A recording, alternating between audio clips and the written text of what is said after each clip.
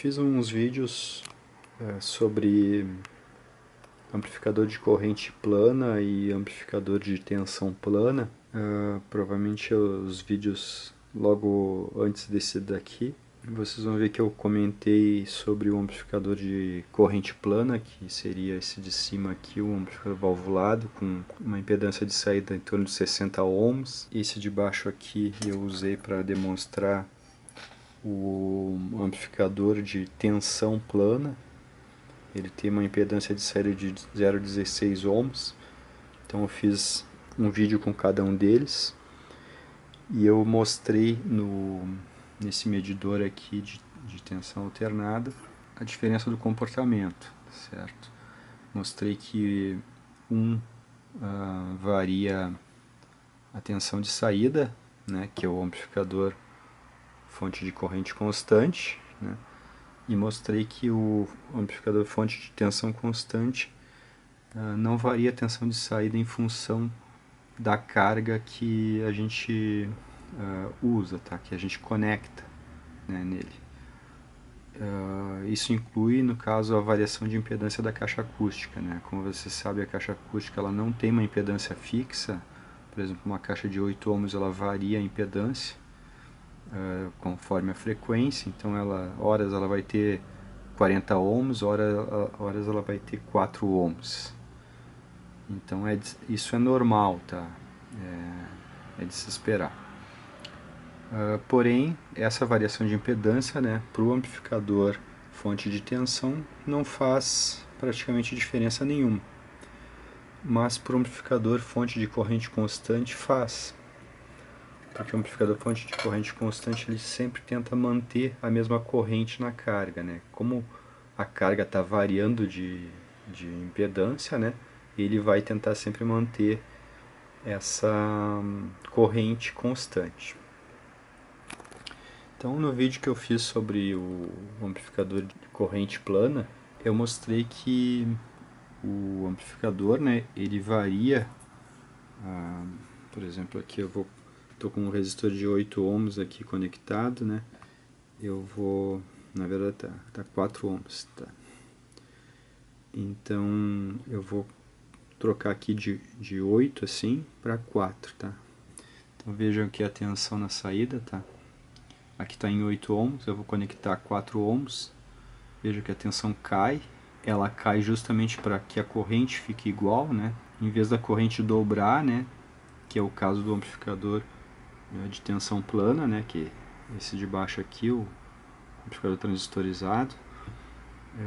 Em vez de dobrar, né? Que se tivesse ligado nele, como está ligado no amplificador de corrente constante, no caso aqui, ele baixa a tensão para que a corrente não dobre, para que a corrente fique igual, né? Então nesse vídeo aqui eu quero estipular valores, tá, para essa variação aqui, ó, que vocês estão vendo, para a gente entender o quanto dessa variação é preciso para a gente perceber isso no áudio, tá? Você sabe que nosso ouvido ele é logarítmico, né? Então eu vou ter que usar essa escala para poder ilustrar isso. Veja aqui que, olha, com a carga de 8 ohms, eu estou tendo aqui 0 decibéis, tá? Vejam a escala em azul ali, certo? 0 decibéis. Quando eu ligar aqui meu outro 8 ohms, no caso vai ficar 4 ohms de resultante, tá? Vocês vejam que a tensão caiu, no caso de 3 volts para 5,5 mais ou menos, né? O que equivale a uma queda de 0 para menos 4,5 decibéis. Então vocês vejam que uma grande queda em decibéis, tá? E uma grande queda em volts também, porque de 3,2 mais ou menos cai para 1,7 mais ou menos. Então praticamente cai a metade. É essa diferença aqui que nos importa, tá? Como esse amplificador aqui tem 60 ohms de impedância interna, esses 60 ohms são bastante um valor bastante alto relacionado com o 8 ohms, né? Por isso que acaba tendo essa queda tão grande aqui, a tensão de saída do amplificador. Esse equipamento está medindo a saída do amplificador diretamente, tá? Aqui em cima. É justamente essa queda aí que eu vou tratar sobre ela para a gente entender o quando que essa queda aí faz diferença, tá? Então, o quanto que o amortecimento precisa ser para que a gente tenha uma diferença no áudio, tá? Quanto que, digamos, o amortecimento vai passar a influenciar no que a gente escuta realmente, tá? Então eu fiz essa tabela aqui para poder ilustrar esses valores. Nessa tabela aqui eu usei outra relação, tá? Tem um outro vídeo que eu fiz uma relação entre tensão na carga e tensão na resistência interna. E achei um menos 3 decibéis lá para naquele vídeo, mas aquele vídeo é uma relação que existe, mas eu acho que não é a relação que é mais importante. Acho que essa relação aqui vai ser a mais importante, porque eu relaciono a tensão do amplificador, tá? Que ele teria, no caso, né, sem o desvio da impedância da carga, tá? Então, eu vou relacionar o seguinte, esses 10 volts, que é o Vout, pela tensão que acaba indo para a carga. Por exemplo, aqui, ó, em um amplificador que tenha uma impedância interna de 0,47, a carga vai fazer com que ele baixe, digamos, 9,44. Então, uma carga de 8 ohms, né? Em um amplificador que tem 0,47, tá? Esses 10 volts aqui, né? Eles baixariam para 9,44. Tá? Então, o que eu fiz? Eu calculei essa coluna aqui, com essa fórmula aqui, tá? Que relaciona os decibéis e essa tensão aqui no Vout é sempre igual, tá? É 10 volts. Então aqui eu sempre usei 10 volts. E com essa mesma fórmula eu consigo calcular tanto isso aqui quanto isso aqui, tá? Como eu estava interessado em saber para alguns valores de decibéis, tá? Aqui eu só coloquei menos decibéis, tá? Quer dizer, menos, tá? Porque eu só considerei que o amplificador baixa a tensão quando a gente imprime uma carga nele, né? Mas pode acontecer ao contrário também. Se a gente alivia a carga do amplificador, ele aumenta a tensão, tá? Então fiquem cientes que isso aqui é para os dois lados, tá? Eu só estou considerando para um para facilitar. Então, como eu sabia, no caso, o número de decibéis que para mim são importantes, por exemplo, o 0,5 decibéis, 1 decibel, 1,5, 2 decibéis, 3 decibéis, 6 decibéis e 9 decibéis. Esses números são frequentes em áudio, tá? Então por isso que eu acabei calculando isso aqui para cada um desses decibéis aqui. Então essa coluna eu estabeleci e calculei essa coluna aqui, tá? VRL. Isso aí. Então essa aqui foi calculada, tá? Disso daqui 10 volts, né? Menos isso dá essa coluna aqui. Então no outro vídeo que eu fiz eu relacionei essas duas colunas aqui. Agora eu estou relacionando essa coluna com essa aqui, que eu acho que essa relação é mais importante. É Vout, né? E VRL, tá? Então quanto do Vout original baixou na carga, tá? No VRL, na tensão. RL é o que eu estou usando de saída no caso aqui, tá? Meu resistor de saída, minha impedância de saída. Então assim, ó, para áudio, né, a gente tem um pouco de dificuldade de perceber um decibel, né? Porém a gente tem, digamos, 3 decibéis a gente tem facilidade de perceber, tá? Então algumas pessoas vão perceber um decibel, outras não, mas praticamente todo mundo percebe menos 3 decibéis ou mais 3 decibéis. Então esse número aqui é importante para mim, ó. Essa linha aqui, né? Esse é importante. Esse aqui é um número que praticamente todo mundo vai perceber. Então, dessa tabela aqui para mim vai ser o mais importante, tá? Então, para esse número de diferença, né, de decibéis que do original, tá, para cá, né, 3 decibéis de diferença, a gente tem uma situação assim, ó. A tensão que estava na saída do amplificador era 10 volts, né? Quando eu conectei meu RL, baixou para 7,8. Então, daqui para cá, né, baixou 3 decibéis, tá? A medida da tensão. Isso significa, então, um amplificador que tem essa relação aqui de tensão na resistência interna e essa tensão na carga. Então eu consigo daqui calcular o amortecimento, que é esse aqui, tá? 2,42. Então, um amplificador com 2,42 de amortecimento é um amplificador que já consegue ser bastante perceptível, tá? São 3 decibéis de diferença do original, ou seja, do 0 dB aqui de cima, tá? Que equivale, digamos, a um amplificador com um amortecimento altíssimo, ou infinito, né? E uma impedância interna de praticamente 0 ohms.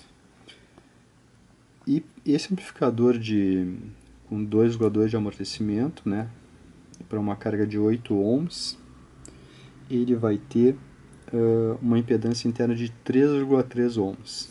Tá? Então, aqui está digamos, o amplificador com as características que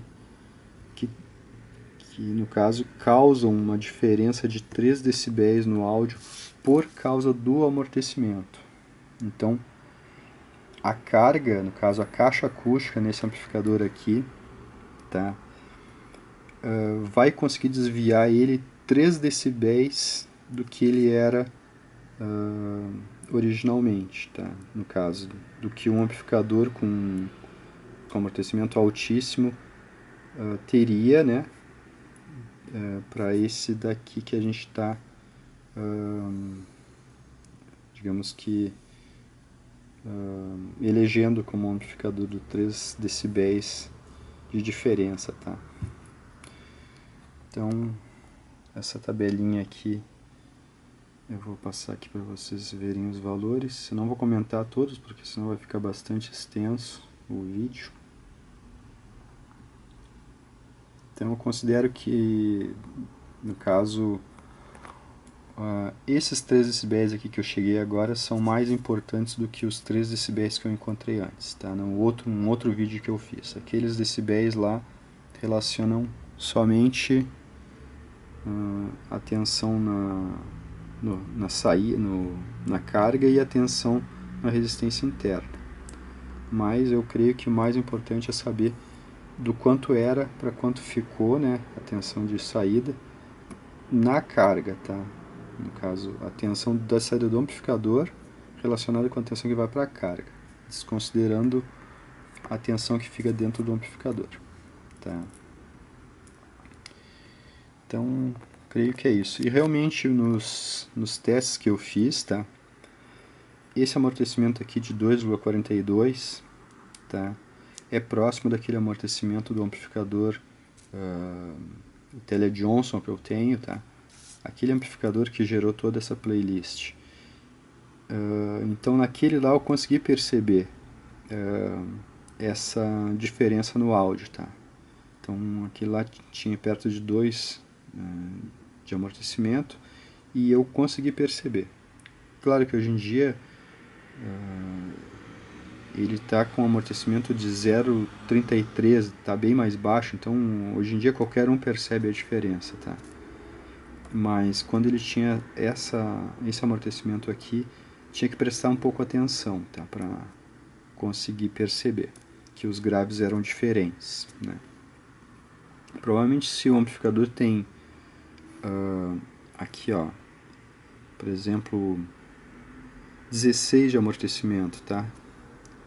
Ele tem uma impedância interna de 0,47 ohms e ele só consegue desviar, digamos, 0,56 volts do que era a tensão anterior, né? No caso, ele só consegue baixar a tensão, no caso, para 9,44 volts, então é praticamente imperceptível essa diferença de tensão aqui, e equivale somente a 0,5 decibéis de variação, né, de áudio. Então praticamente não se percebe um amplificador com 16 de amortecimento, tá? Um amplificador com 8 e 9, digamos 9 de amortecimento, ele desvia 1 decibel do áudio original, tá? Acho que pouca gente conseguiria detectar esse amplificador aqui como diferente de um amplificador com amortecimento altíssimo, tá? Porque é só 1 decibel de diferença, né? Agora aqui, por exemplo, esse caso aqui de 2 decibéis, tá? É um amplificador com 3,85 de amortecimento, tá? Provavelmente aqui bastante gente já consiga perceber ele, tá? Perceber essa diferença aqui que o amortecimento causa, tá? No áudio. Lembrando, tá, que esses 2 decibéis na curva de impedância de uma caixa acústica, ora eles podem estar para baixo, ora eles podem estar para cima, tá? Então seria como se fosse mais ou menos, tá? Então, ora a impedância da caixa está a mais de 8, né? E ora a impedância da caixa está abaixo de 8. Então, esses 2 decibéis podem estar para cima, né? O amplificador pode estar dando mais tensão, ou ele pode estar para baixo, né? O amplificador dando menos tensão. Então, de qualquer forma, são 2 decibéis, tá? Ou para cima ou para baixo. Então, aqui provavelmente já muita gente consiga perceber esse amplificador com amortecimento de 3,85, tá? Aqui já 3 decibéis, tá? Um amplificador com 3 decibéis de diferença de amortecimento já praticamente todo mundo percebe que ele é diferente dos outros, tá? Então, só finalizando aqui, ó, um amplificador que consiga desviar 9 decibéis, tá? Olha só o quanto que ele desvia da tensão, tá? 3,55 de 10, né? Então o que era 10 pode ficar 3,55 volts. Então é uma enorme diferença, né? Fica mais tensão dentro da resistência interna, né? Da impedância interna, do que da própria carga, tá? Veja que isso aqui não é perda, tá? Não é perda de energia. Isso aqui é uma variação do ganho do amplificador que ele faz para poder corrigir a corrente na saída, tá? Não, isso aqui não se perde em calor, tá? Essa tensão na resistência interna. E esse aqui será um amplificador com amortecimento de 0,55, tá?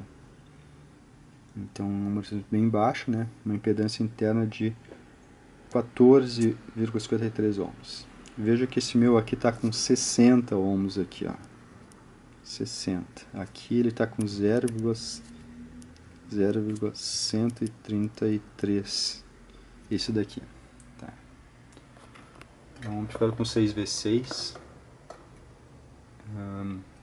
Ele é um par de rabo longo, tá? Configuração do pré dele. E tem duas 6V6 na saída. Sem feedback e com as bobinas do transformador do ultralinear desligadas, tá? Ele está no modo pentudo. Só no modo pentudo eu consegui esse amortecimento super baixo, tá? Então, só para colocar números aí, tá? Então agora eu creio que um amplificador com